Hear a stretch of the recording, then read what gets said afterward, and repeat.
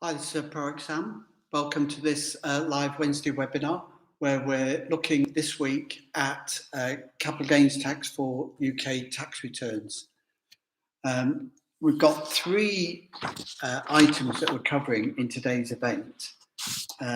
Three sections. First of all, we're looking at the summary of capital gains tax returns for the UK involving UK residential property, commercial property, and other assets that you sell. Where we'll look in a bit more detail on crypto, and then we'll look at specifically about UK property and those type of sales. So we'll do a summary to start with, and then we'll look at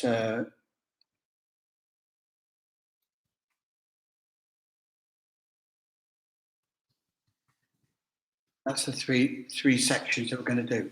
So let's get straight into it and look at it from a perspective of a summary of what you need to do. So I'm assuming that we're talking to expats, but this applies to anybody who's got a UK tax return to do. And if you make a gain, that gain can be on property, it can be on investments, it can be on share sales, and it can be on cryptocurrency. It can be on any asset of any value. So if you sell an asset of over 49,300 pounds, then you definitely have to do a capital gains section of your return on UK assets. Now, if those shares or those investments are held based in the UK, that is a UK disposal. If that property is in the UK, that's a UK disposal. If the cryptocurrency is held in an account in the UK, that's a disposal. Now, your residence and your non-resident status will impact that as well. But it's first of all, with capital gains, it's where the asset is based. There's a capital gains allowance in the UK of 12,300 a year for all people, for all returns. But also, you want to be claiming any losses. So if you've got a trading losses on crypto, for example, then you might want to submit that return or notice of the loss. The loss is important to claim against a future gain because you can at a later year. Whether you're UK domicile or not is an impact. Now, just because you're not resident doesn't mean that you're not still a UK domicile. Domicile is not residence. UK expat can go non-resident to the UK and not have a liability to income taxes in the UK. However, they're still domiciled in the UK, which means that they've got a liability to capital gains and inheritance taxes that come after that in a slightly different way. If somebody isn't a non-dom expat and they're investing in the UK and they've got gains in the UK, then they can amend their return on the basis of a remittance basis. So if you don't bring the funds back into the UK, you keep them in your domicile or your residence outside the UK, then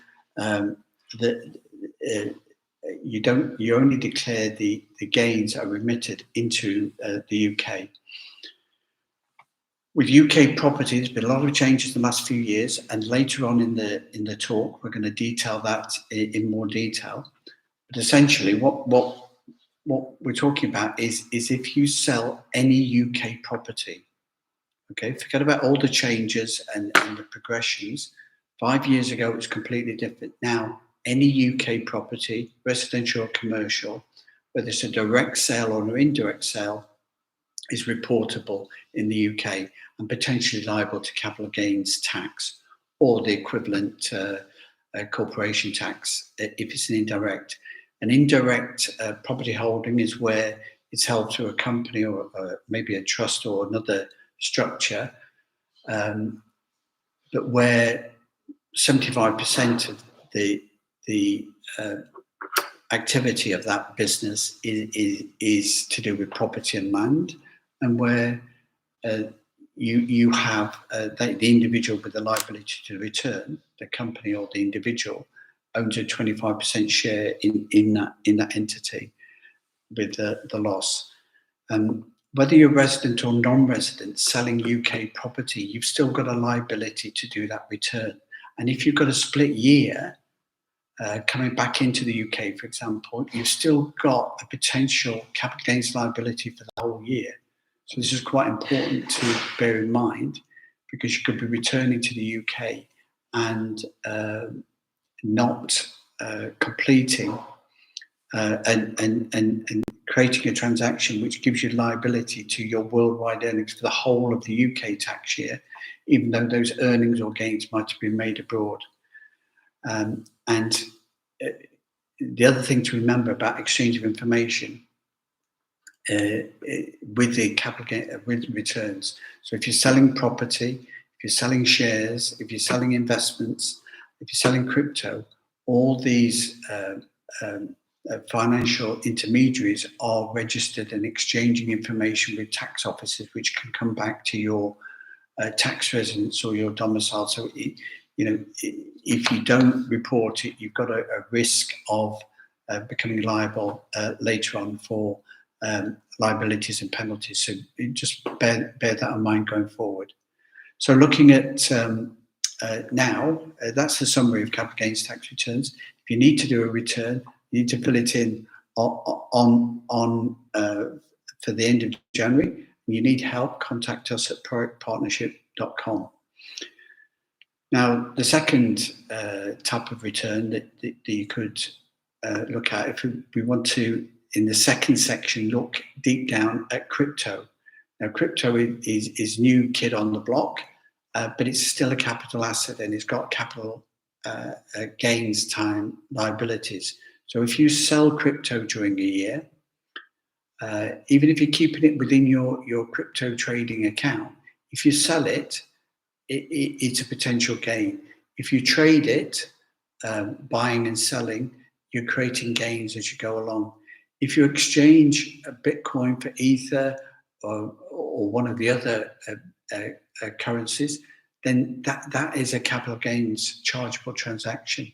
And if you use crypto to buy other assets, whether you use to buy cash, for example, if you change crypto for cash, that's a capital gain. If you change crypto for an NFT or for an asset that you want, then it's a potential gain on that purchase, because you're exchanging the capital for something else. So they're all reportable, not necessarily as income, but as capital gains with your 12,300 allowance, and also allows for losses. So it's important to report those losses.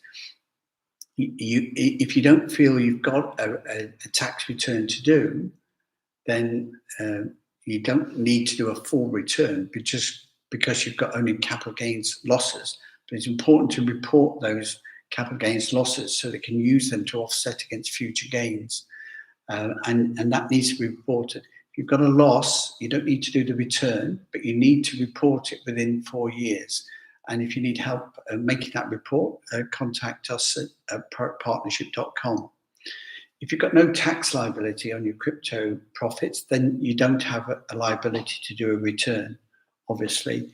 But you do need to get any report any losses in, just so we can make advantage of those at a later date. Okay, so that concludes the summary of how to treat capital gains tax. So on cryptocurrency, if you've got cryptocurrency, have a look at what you've traded in the year to April 21. That return is due now.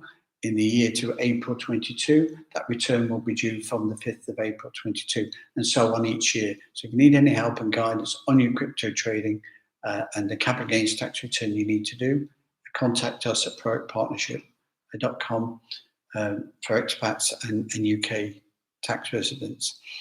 Moving on to property now, there's been a lot of change in the last few years, and that impacted quite heavily on expats. Now, expats can leave the UK and in the next tax year dispose of a business or investment asset and be capital gains tax free. Now, there's various allowances onshore, but offshore, the UK expat would then not pay any capital gains tax, and if they remain non-resident for 5 years, have a deferred liability. So that applies to business sales, it applies to investment sales, it no longer applies to property. So an expat can't, UK expat can't leave the UK to dispose of a business or investment, can still leave the UK to dispose of a business or investment and get capital gains tax relief over a 5-year period, but not for any type of property. So it's been gradually changed coming in over 5 years. But now, from 5th of April 2020, all UK property is reportable for expats and non-residents. That includes direct holdings. So if a company or an individual owns that property directly, then that disposal is reportable. If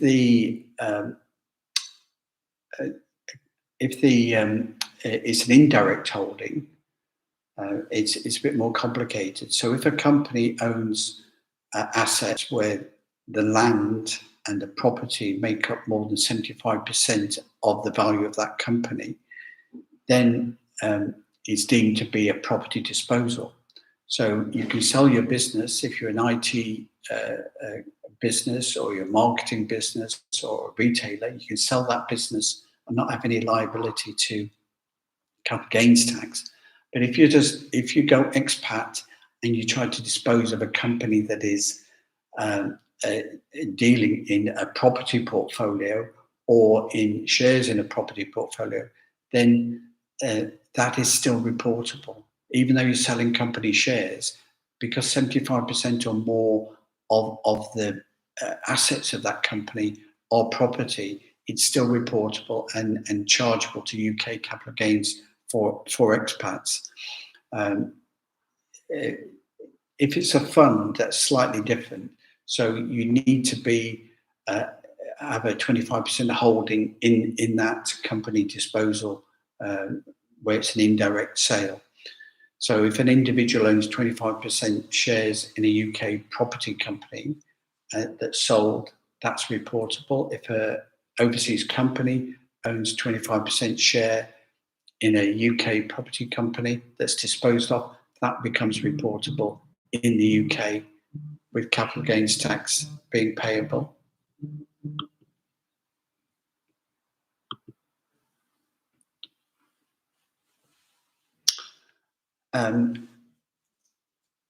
If there's a split year for a non-resident coming in or out of the country, potentially any disposal during that year is reportable. So it's something that it needs to be considered. And if you want to review your split year status and plan your disposals, and not have income and gains from abroad or returning to the UK charged for the whole of the UK tax year, you need to plan that ahead, and we can do a tax saving report on that capital gains liability. Contact us at appropriatepartnership.com. Now, the new regime that's been introduced gradually over the last few years means that non-residents need to do a capital gains tax return when they dispose of their property, and that return needs to be within 30 days, with any capital gains tax payable within 30 days after that. So within 60 days of the disposal, the capital gains tax needs to be paid. There isn't an option to defer it until the end of the tax year. And you will still need to do a self-assessment at the end of the year in addition to the disposal capital gains tax return. So expats now, when disposing of direct or indirect UK property holdings, have a return to do it within a month of the disposal, and an additional return to do at the end of the tax year from April the 5th, 6th, before the end of January. And the tax is payable. Now, if we go into a bit more detail again, one key thing about these changes, so while residential and commercial property was brought into UK capital gains taxation, and it's not avoidable now for expats and non-residents and non-doms, there has been some concessions, and one of those is the rebasing. Now, the default year for rebasing was the 5th of April 2019. And what happened from that date is that any disposals after that date are based upon the 5th of April 2019 value. So this is quite significant, and it is an important point. So if you've been sitting on a portfolio which is 20 years old, it's only the change in value between 2015 and the date of disposal, say the 1st of January 2020, that it's only that gain that is chargeable to capital gains. From the 6th of April 2019, though, that includes commercial property as well. So residential property it was rebased from the 5th of April 2015. Commercial property is rebased from the 5th of April 2019. So now, whether it's a commercial property sale or a residential property sale by an expat, all those are accessible for UK capital gains tax, irrespective of their tax resident status. So 2020 and 2021 UK tax returns, well, certainly for 2021 is the first full year when an expat is having to return on all residential and commercial property disposals in the UK during that year, including indirect property ownership. So any company sale after 2020, after 2019, where it's a property and land business with the 25% share owned by the individual, is still going to be UK capital gains tax liable, in addition to being liable for to do that return. Initially, to do the initial 30-day return, 60 days for capital gains tax payment, and then depending on whether the holding is by a company or an individual, a corporation tax or self-assessment tax return. Self-assessments are due between April and January, whereas a corporation tax return depends upon the company. So it's quite varied and it's changed quite a lot. So the rebasing helps on commercial property sales, but there's still a liability in the 2021 tax return that expats need to do. And that means that the SA 108 capital gains tax supplementary return needs to be completed in the individual return, and as well as a capital gains tax return within the corporation tax return. So it's a very complex area now for expats to navigate. You can still dispose of crypto and investments and businesses, non-property businesses, the year after going expat and avoid paying capital gains tax in the UK. But if you're a UK resident and you've got crypto sales, then you become liable for that on all your trading and all your sales and all your dealing. If you are have got a large capital profit on your crypto, you need to be non-resident in the tax year before you consider making that sale and disposal. Obviously, with something like crypto, that can be a very short timeline, same as investments. For selling a business, or it's a much longer time frame. But that decision to sell, or that action to sell, shouldn't take place until the start of the year after which you become non-resident. So if there's somebody sitting on a crypto capital gains now, if they become non-resident before the 5th of April, and then they contemplate realising gains in the following year, it can avoid UK capital gains tax liability. Clearly, you need to be in a jurisdiction as a tax resident where there wouldn't be any or there'd be lower capital gains liability. In the UK, capital gains is 10 or 20% for non-property and 18 or 28% for residential property. So there's quite substantial tax savings to be made. Have in mind, a jurisdiction like Cyprus has zero capital gains tax. So a Cyprus corporation or trust could, or individual tax resident could hold and receive capital gains from overseas without any liability to capital gains tax. That doesn't mitigate UK property capital gains tax liabilities, but it does for something like crypto or investments or business sales. So we've covered the summary of capital gains tax, the crypto, UK property, the rebasing, and the liabilities. If you need any help completing any capital gains tax returns, contact us at proactpartnership.com. You can chat with us live at proactpartnership.co.uk. We've got a retained client service where we can talk to you through the year to guide you on transactions and dealings and give you that online support in your decision making as an expat.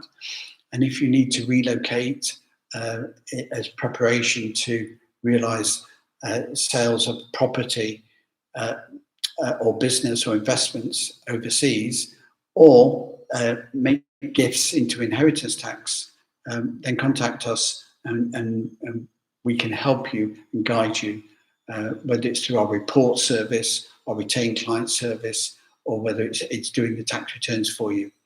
Thanks very much for listening. I hope you've enjoyed today's Wednesday webinar, and you'll join us again next time for the series of UK tax returns.